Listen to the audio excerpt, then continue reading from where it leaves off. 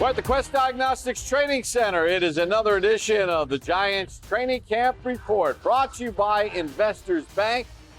And for the first time, the New York Giants are in full pads for their practice. Bob Papa, along with two-time Super Bowl champion and the sack master, O.C. Umenyiora, who joins us, coming all the way over from Europe, back stateside for a little bit. And O.C., you know, first padded practice, was that something that you look forward to in training camp? Oh, for sure, because you've had all these little skirmishes without the pads on. And as a defensive and offensive lineman, you know, it's much more difficult to tell where you are physically and where you are mentally without the pads on. So right now, this is where real football begins. This is where you're going to know much about what your team is made of here. All right, so we're getting a look at this drill right now, and here you have Dexter Lawrence, who obviously the Giants are going to need big things from.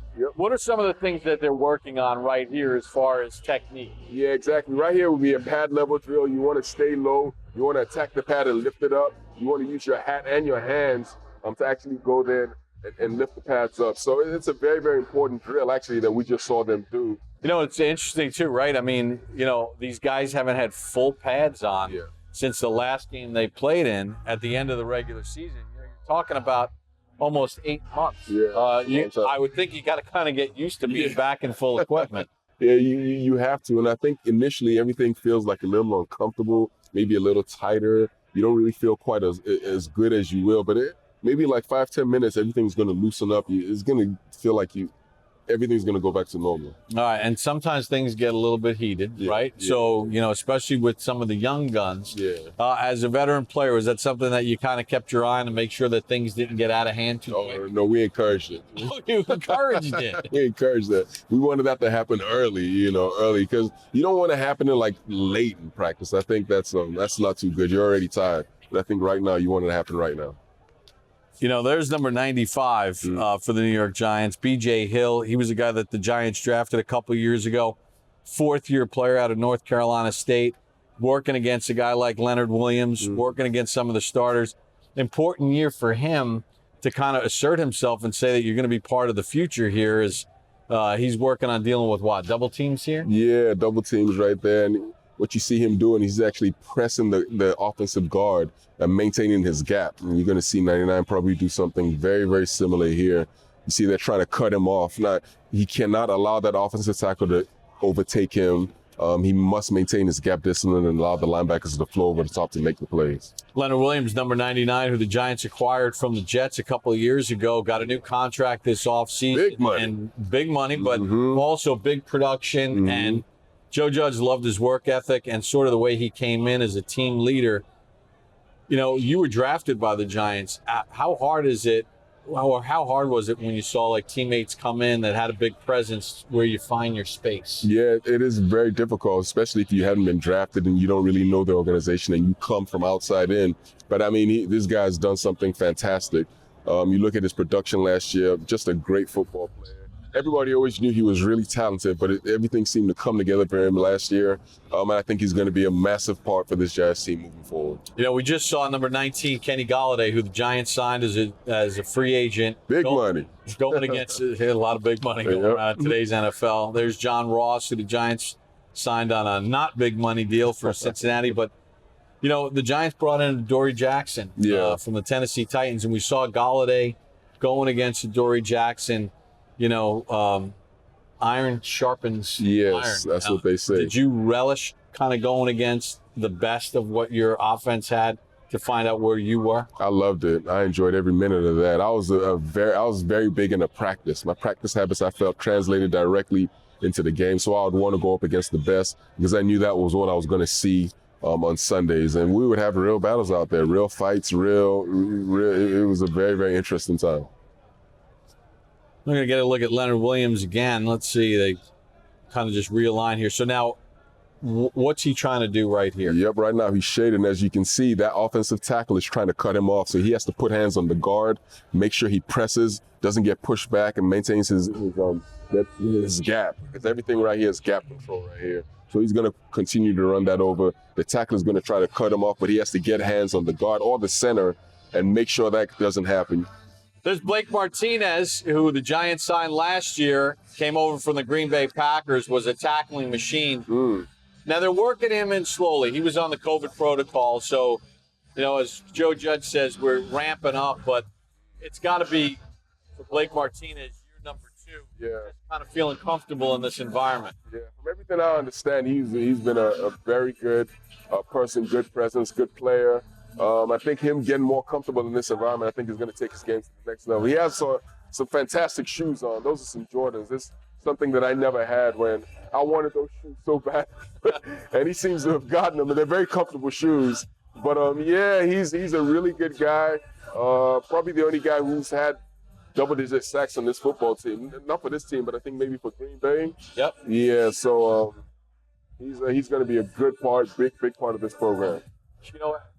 People don't realize how important the hand-to-hand combat is. Explain a little bit about, we always talk about footwork, but really hand placement might be even more important. Extremely important for a defensive lineman. You want to get your hands inside his chest plate. Because if an offensive lineman gets his hands inside of your chest plate, he's going to be able to control you very easily. So you got to get your hands in. You got to punch. You got to strike with power and aggression and try to get your hands inside the offensive lineman to be able to control. You see how we got his hands inside? That's an excellent job by number 99. Oh, that's Leonard Williams, of course. So he knows how to do that properly. But that's an outstanding job by him. Fede Adenabo working on his move. So take me through this drill of what the linebackers are working on here. There's a little chop spin. The spin move is a very devastating move. It was employed by a guy by the name of Dwight Freeney to perfection. A lot of people have tried to do that move, but most people don't know how to do it really well. So they want to come, they want to chop, and then you want to turn. You want to actually, it's almost like an ice pick is what they like to call it. And you use your elbow to gain momentum and try to spin. Basically, you want to sell the speed rush, chop, and then spin back to the inside. Well, we saw number 51. That was Azeez Ojulari, a rookie out of Georgia. Yeah. The Giants took in the second round. A lot of people had him projected as a first-round pick, and one of the strengths was his ability to get after the quarterback. Yeah. I like that kid a lot, man, out of Georgia. I actually watched a lot of tape on him coming out of school. He has some good explosion. He's a refined pass rusher. I thought he was going to go a lot earlier than he did, but I'm very happy that he did fall to the Giants. I think he's going to be a good player for us. He needs a little bit of mentoring because this is in Georgia, as you know. But I think he's going to be a really good player with people in his ear telling him the right things to do. He has all the ability in the world. He's also Nigerian, or from Nigeria, similar to me. So is the goal when you're making that move is to almost try to make that tackling dummy not get knocked over? No, it should get knocked over. It should get knocked over. Exactly, with real force. But then again, the real goal is to sell the speed rush. That's what people don't really understand about that move. Because if you just go and try to spin, they're going to be there waiting on you. So you actually have to sell the speed rush and then spin. But that spin has to be instantaneous with a lot of force and a lot of velocity. Sort of like, you're running an in-cut or an out-cut. You're selling one move, and then you're pivoting the next way. That is exactly what it is, Bob. That's exactly what it is. You got to show that. So similar to that right there, but you show one thing, but you're actually doing the other. That's Jabril Peppers working with Xavier McKinney. There's Logan Ryan, number 23. He was a good find for the Giants. You played on 2 Super Bowl championship teams. You had your mixture of drafted players and young players, but I think about the 07 team, and you think of guys like R.W. McQuarters and Sam Madison. How important is it when you bring in some veteran old hands that know their way around? Yeah, I'm glad you mentioned those two. Absolutely love both of them. Sam was my guy, fantastic football player, really smart, really intelligent. And you have a guy like that to not only go out there and perform the way he did, but to also mentor the young guys and teach them how to play. When you talk about older guys, they like to talk about this guy's a mentor or whatever. But when you have older guys who are mentors, but they can actually go out there and perform, that's the ultimate that you want on your football team. Right, yeah, because it's one thing to mentor, but if you can't do it anymore, right, it's a diminishing return. Yeah. There's Blake Martinez working on space and zone concepts, and you see Tate Crowder, number 48. Did some nice things as a rookie last year for the Giants. They have a nice mixture of some veteran guys and some young talent that they've drafted. that you want to see take the next step? Yeah, they definitely do, man. They've been drafted for a while, these young guys, and very few of them have actually, produced the way that you would like for them to. But I think it takes time for that to happen. A lot of people think that it's going to happen overnight. It didn't happen for me overnight. It took me like at least a good year and a half before I found my footing. And for the most people who come into the league, it takes like at least a year, 2 years for them to actually get to that next level. But now's the time that they have to do it, man. There's no more excuses for some of these players. If it doesn't happen for them now, it's not going to happen for them at all. Veteran quarterback Mike Glennon taking a rep here. Mike Glennon is here? That's Mike Glennon. Oh, my goodness. All 6'7" of them. Yeah, I remember Mike, man. Mike's been around for a long time. Many, many years. Carved out a nice career for himself. Yeah, 9 years in the National Football League. And the Giants have a nice veteran presence at the quarterback position behind Daniel Jones. And, this is year 3 for Jones. We've talked about it as see Alfred Morris, number 41, the Giants just signed. This is obviously an important time for Daniel Jones, but he seems to have the personality to not let things bother him. Yeah, man. Very, very Eli-like. I know people have made that comparison quite a bit, but to be honest with you, I'd prefer he get compared to Eli than most other quarterbacks in the NFL, because Eli was fantastic for the New York Giants. And you have to have that mentality to be a quarterback here. Can't get too high, can't get too low. Good things are going to happen. Quite a few bad things are going to happen too. This city is a pressure cooker. So if you don't have that mentality, man, you're going to struggle. He seems to have it. All the talent in the world.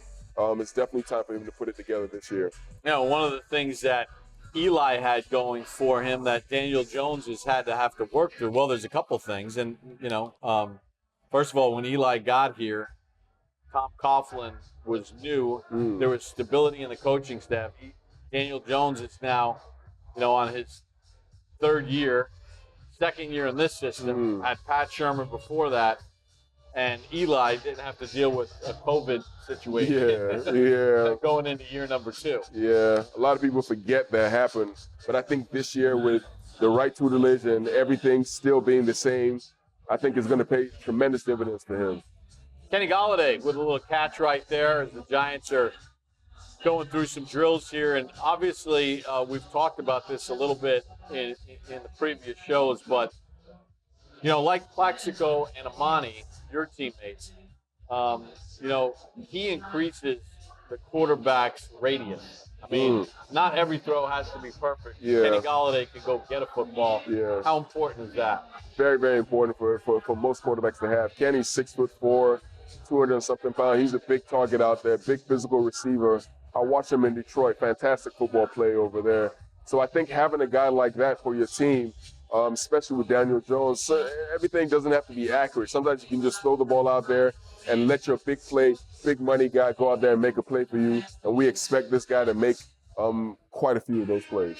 Well, obviously, they go through each and every period here. Joe Judge talked about the fact that, ramping up last week and with the practices over the weekend, and now, it becomes a little bit more intense with the pads on. Coach is going to be keeping a mindful eye. What do you look for in the first day of padded practice from the team? Well, obviously, there's a huge transition between not wearing pads to wearing pads. And then, you have shells on, you look really cute. A lot of people look cute. They look fast. They look like you can do quite a few things. But then you put the pads on, and then the physical nature actually takes over from the game. And then you want to see how people handle that. It might be hot out here. How do you handle that? Somebody punches you in your mouth. What are you going to do then? Like, how do you respond to all these situations? So as a coach, you want to see that, and you want to see how these guys respond to that. It's going to be interesting to watch and see how they perform under these circumstances. Yeah, and kind of keeping your composure when things are going wrong, and then not making sure that you start making mental errors because you're dealing with something physical, right? Exactly. And that is a massive part of being a good football player. There's going to be times out here, especially with the pads come on, you get real tired, Bob, like really quick too, and you start to get those breaths right there where you feel like you can't breathe. Are you going to be able to perform under those circumstances? All right, let's go back to defensive guys. All right, again, we're talking about hand placement. Yep. Here's Dexter Lawrence. Yeah, he needs to be a little lower out of his stance, but that was a very explosive shed. See, they strike, they shed after they strike. You see him, you see how low he is when he does that, and then he comes off, he comes to balance and he sheds. You can always tell who the elite football players are just from drills. That was a pretty good rep by him also. That's Danny Shelton. Danny Shelton, okay. Danny Shelton, the guy who's been around the National Football League. He's won a lot. Joe Judge was with him with his time with the New England Patriots. Yep. And Coach Judge has raved about the athleticism and what Danny Shelton's work ethic and what he brings to the table. It'll be interesting to see how he fits into this whole group. Yeah, but I like this drill right here. It's a very realistic drill. You see the angle of the pad. It makes you must get up underneath it to be able to lift it up properly. And see, I don't like that rep. His hands are too high. He's got to get his hands a little bit lower and get him underneath and get him in there. His Too hands high are again? Too high. You see how you can just tell right away. Too high. That's good hand placement because that gets up underneath the shoulder pads. But you don't want to be up here. You want to be under. Hand placement is very important.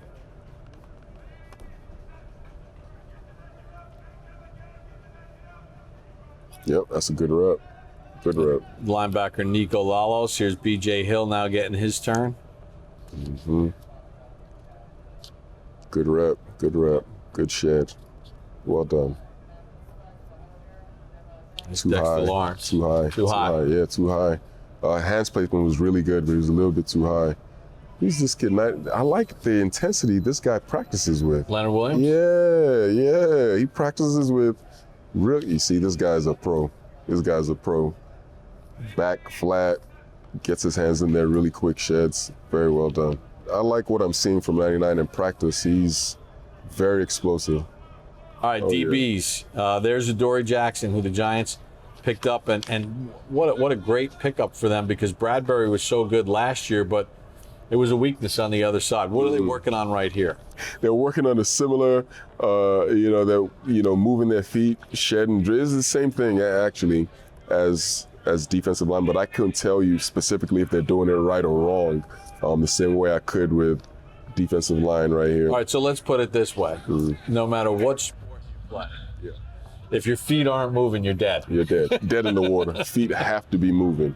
Have to be moving. And also low man wins, low pad level also in pretty much every sport, even up here.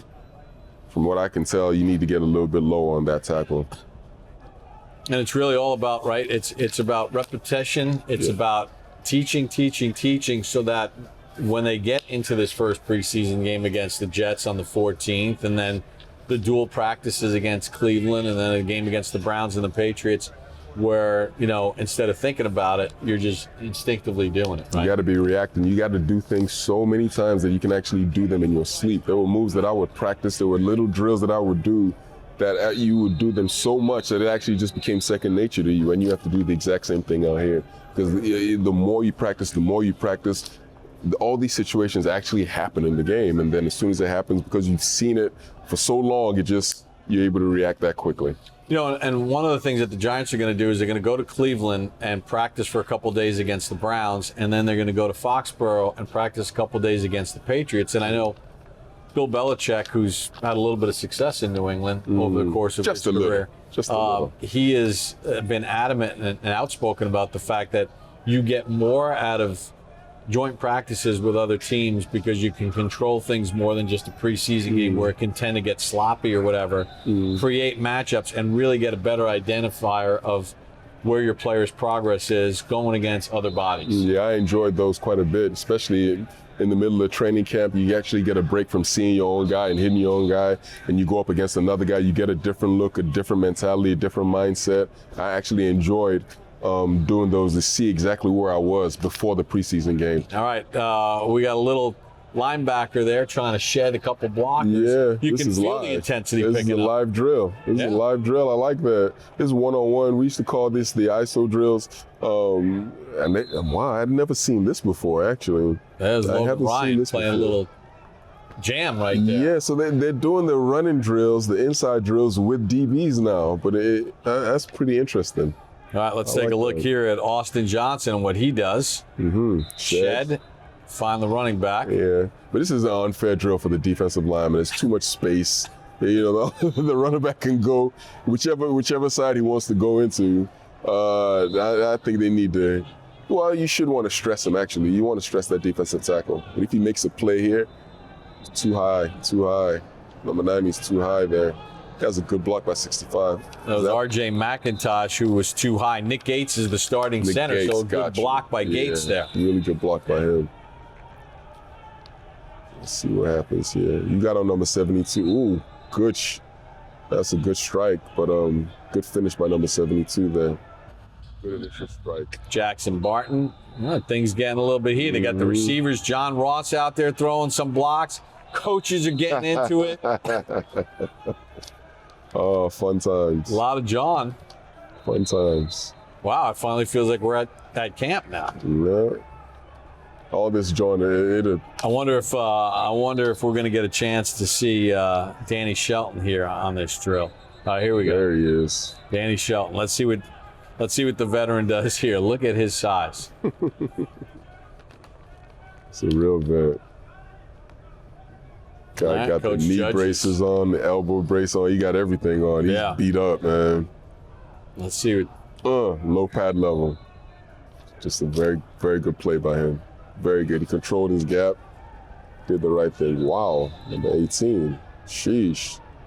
27. You got to get better than that. That's a thing starting to pick up a little bit. Yeah. I'm enjoying this, man. It's fun. Yeah, but from what I saw right there, it looked like the offense was a little bit more. You know, they were on edge a little bit, man. They were getting under them. They were getting under the defensive linemen. I think it'll probably take a few days for the D-line to really adjust. So far, it looked pretty good for the offense. All right, well, that's a look at the Giants' first padded practice here at the Quest Diagnostics Training Center for OC Umenyiora and our entire crew. I'm Bob Papa. Thanks for joining us for the Giants Training Camp Report presented by Investors Bank.